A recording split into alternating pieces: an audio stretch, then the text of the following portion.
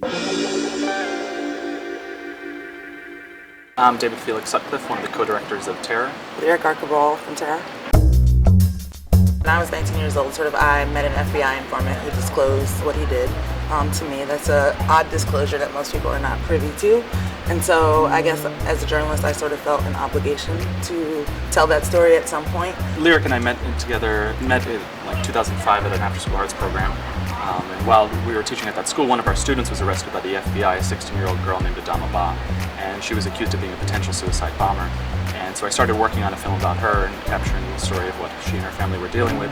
And also during that time, studying a lot of the government's counterterrorism cases. And what I saw in a lot of these cases is informants being sent into communities not to uncover terrorist cells, but to kind of create terrorist cells that they could then use to go in and arrest targets of these investigations and claim these hollow victories and war on terror. And I thought it would make a fascinating story, and happened to mention the idea to Lyric, wouldn't it be great if we could make a movie about an informant? And I said, too bad we'll never find one. She said, well, actually, I happen to know one.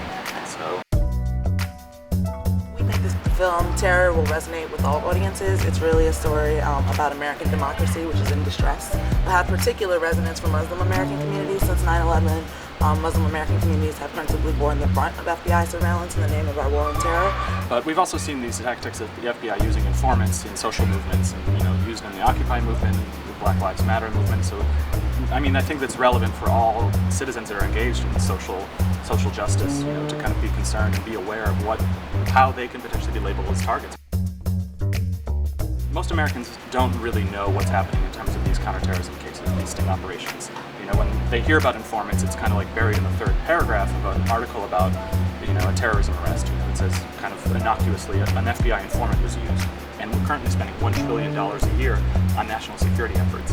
And these cases are kind of the PR cornerstone of those cases. Every few months, these cases pop up in the news, and it's used to kind of perpetuate this fear amongst American people, and to say, yes, the threat is real, and we need to continue spending to kind of create these programs and to kind of increase our safety. But once you actually evaluate the specifics of these cases, it doesn't add up, and the threat is not as scary as they would want us to believe. And at the grassroots level, these are discussions that are not had in the Muslim community, just discussions about surveillance and how the communities have been impacted by the use of informants. So it's a very difficult dialogue that a lot of communities that have been impacted have shied away from.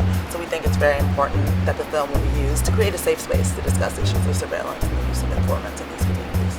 Because as we've been screening the film, Muslim communities have said that this is the first time they felt publicly comfortable talking about the issues. And they've said that what they've seen on screen really validates the fears that they have had. That actually, yes, the surveillance is viable. That they're able to look at the film and see. It just resonates because lines that our informant says that he uses to goad people, like how did you become Muslim? That no one would ever think that simple question could be a part of a counterterrorism script. That line is being used to bait and solicit information that could be used against people. We are hoping the film will do is to kind of nudge the conversation and kind of create an intellectual shift or an ideological shift within the population.